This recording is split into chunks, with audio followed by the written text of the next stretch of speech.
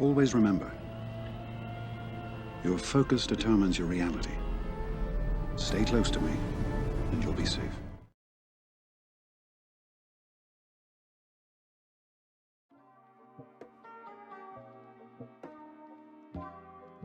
Hey guys, how you doing? So today's video is gonna be, I did this a little bit ago. It's going to be around the 2v5 Treya Scion versus bugs. This whole video and the 2v5 versus bugs, I think, is something that is very, very, very important right now for GACs because you get some stupid easy banners. If you play it right and you have the right things going for you, you get 62 banners, which is a great score. And you can also save your Nihilus for a different team. If you need to kill some what they call the Night Sisters, you can use your EP Vader, you can keep Thrawn, and you can even use Nihilus because you didn't use Nihilus in your Treya Scion. So what we're going to do here is chat about a foolproof strategy of how you want to mod your Treya Scion and what to look out for when you are countering these bugs. So let's go into it, guys. All right, so we have two battles to show you guys. The first one is my loss, and my second one was a win. This was, let me pause it here. This first one was my second round of my GA, and the second one was my first round, so it's kind of flip-flopped. I want to show you guys loss first, because this can prove some really important things here, I think. So something to really look into here is to make your Scion fastest. This really ensures you to get the AoE pain off, and with the AoE pain, he gets his taunt after everybody's, or after rather in this instance, every bug's turn. So his taunt in this instance, if he was faster than all the other bugs, he would get an AoE pain off, the taunt would stick, and everybody would hit him instead of Treya. This and the other one I have to show you for the battles is really weird because in this one, they all go after Treya. We can show you guys now. They all go after Treya in this one. But in the other one, they go after Scion instead. And the thing I thought was the problem here was that my Treya is modded for more HP protection than my Scion is, because in this GA, they are modded that way. My Treya is more tanky than my Scion. That's not the case, though. It's honestly not, because I look at both battles, and in this one, they go after Treya first, and the other one, they don't. They go after Scion. And you want them to go after Scion, really, because he can, you know, get all the pains up, he can get Held by Hatred up, and he gets an AoE pain off, which can kill him all in one hit. So that is what you guys want to look for in this one, and to show you guys the other one, we can show you guys that right now. All right, so this is the other one that we have to show you, and as you can see here, they go before, but in this one, the soldier attacks my my Scion first. So again, I'm not sure if this is RNG, or maybe it's because if GBA is fastest, he goes after your leadership. I don't know. I don't know what to say about that. But this is one we win. We'll show you guys all of this battle because they're pretty quick. But what I'm coming here to conclude with, what I feel like is the best thing to run here, is Scion with being the fastest for 1, having loads of HP for 2, and a crit avoidance arrow for 3. You don't need those mods for Treya, because in 2v5, having both of them high HP with crit avoidance arrows pretty much gets the job done. And in this team, you just want to have your Scion be first, and to go first because he can apply his pain, and then he gets his taunt for the rest of the battle. So the way you want to mod Treya is just for crit avoidance arrow and loads of HP. Don't worry about too much speed. This is a very different modding strategy than the JKR counter.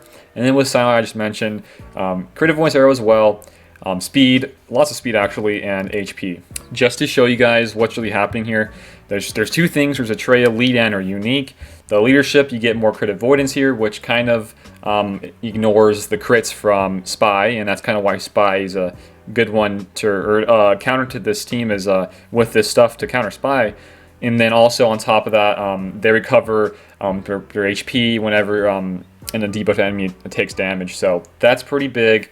On top of that, they are taking damage whenever they are attacking on a turn. So that damage paired up with the Sidali's getting damage whenever they're attacked, that's like 2 in the same thing. So whenever they're attacking on turn with the bugs, the Sith are actually taking or giving more HP, and that's really big. On top of that, the Spy, I guess in this instance, it's really anybody on the enemy team. Whenever they gain a buff, they lose 50% of their offense. So Spy getting all these buffs is going to neuter his damage immensely. So his damage and his output is not going to be crazy.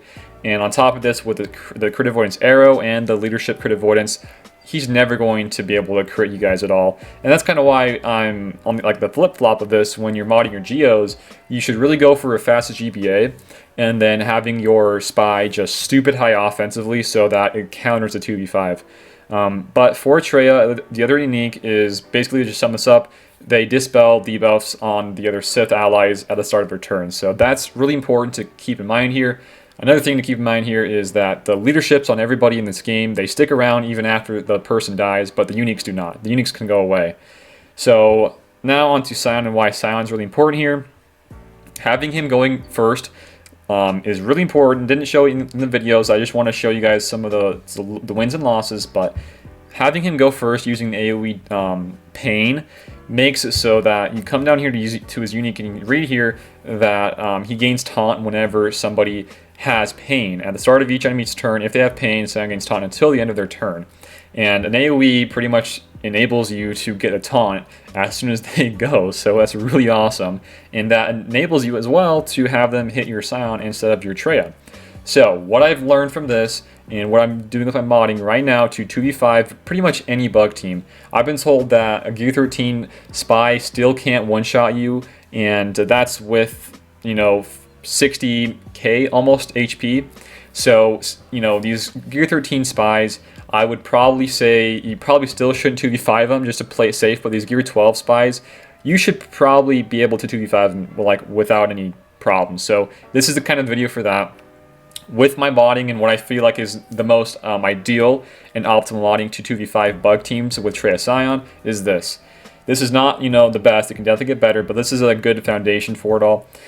55k HP, like I said, with the extra healing from the attack on turns and the debuffed on them, they'll get more HP back, and that's really big. You get more HP. You don't want to go for a lot of protection, these ones. You want to make sure you go for more HP, so you get more HP back from whenever they're attacking on a turn. And on top of that, for Scion, go for a lot of speed. Like I mentioned this earlier, you want him to be the fastest so he can apply his AoE pain, and then the taunt happens. So that's the two main things. You want him to have high HP, to not die, to, for one, all of the attacks that are going to be happening, and for two, the spy's big hit. The spy, if you do mod him with the crit avoidance arrow, he will not crit you.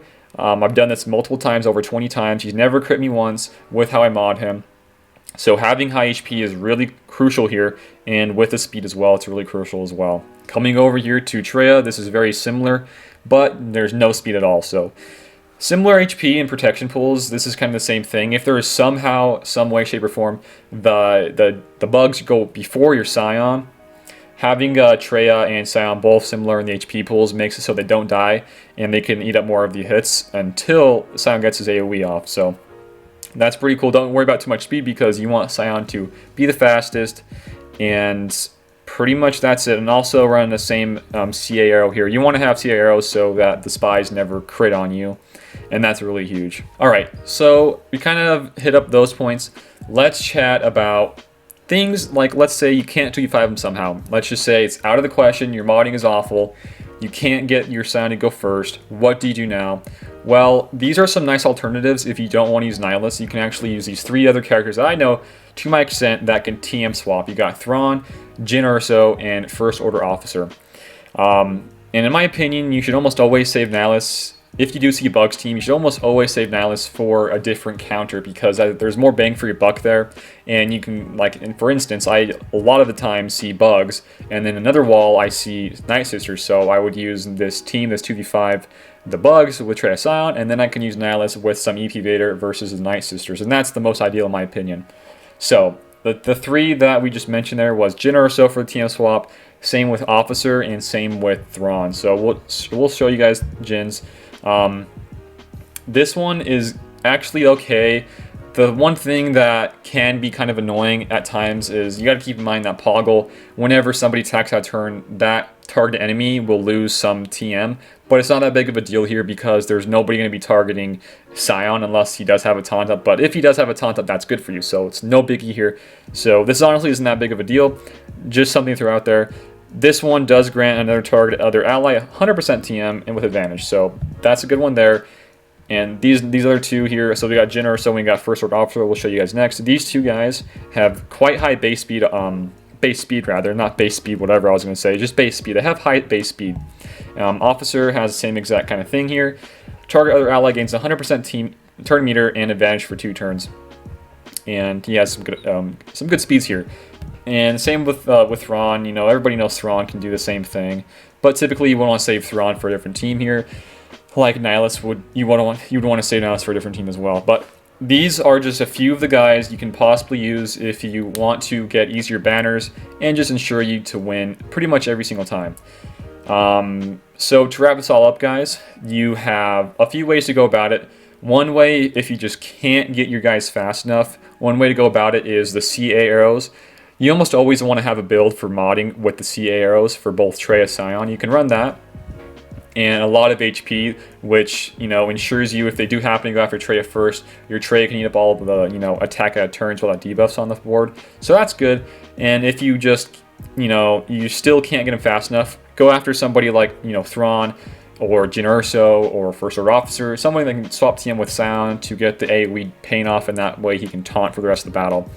But the most, you know, ideal way and the most optimal way to run these guys is to run Scion fastest with HP and a CA arrow, having him AoE pain him off the bat, and then he gains his taunt, and they all hit him, and then you can get his nice big held by hatred off, and you pretty much win at that point. But that is the most optimal way to go about this, guys, and I hope that these videos that I've shown you can light some way into how you want to go about it in your strategy. Personally, what I'm doing is I'm almost always 2v5ing bugs in my GAC, and then I save my EP Vader with Thrawn and Nihilus, depending on if there's Padme or not. I save those guys for my my Night Sister counters. If there's anything you guys think I missed out here, please let me know. Ever since I lost that last 2v5 with bugs, I had to look into it a little bit more because I thought there was more to it than what was at the you know, the surface of it all. I think there was a lot more in-depth knowledge that should have been done about it, and honestly, I'm kind of surprised nobody's done a video on this sooner than what it is now. I would like to be going chatting about this a little bit more, and I'll give you guys some more of my feedback. I can't talk right now. Holy cow! For my next GAs, if this with how I modded them now, if it works well in my next GAs, I'll do an updated video to this all. But this is for what I think to be probably the most optimally modded way to 2v5 bugs every single time. Again, you probably don't want to use these versus Gear 13 spies. You can definitely run this versus everybody else Gear 13. Just the Gear 13 spies with a crazy offense probably will get one-shotted with or by your Scion, and your Scion might die. So that's not good. So guys, again, hopefully you found this you know, informative, and hopefully you guys can learn from us a little bit and implement it in your own GAs and get yourself some easy banners as well. So that's pretty much it. If you guys did enjoy it, give me a like, share it around in your guilds and all your different chats, and more importantly, if you are new here, feel free to give me a sub. We do a lot of different daily content on this game, so it really does help my channel grow. On top of that, we have Discord and Patreon links if you guys want to go check out those two. But that's it for me today, guys. Hopefully you are kicking some butt in your own GAs, and hopefully this can help you out, like I said before. But that's pretty much it for today's video. I will see you guys later.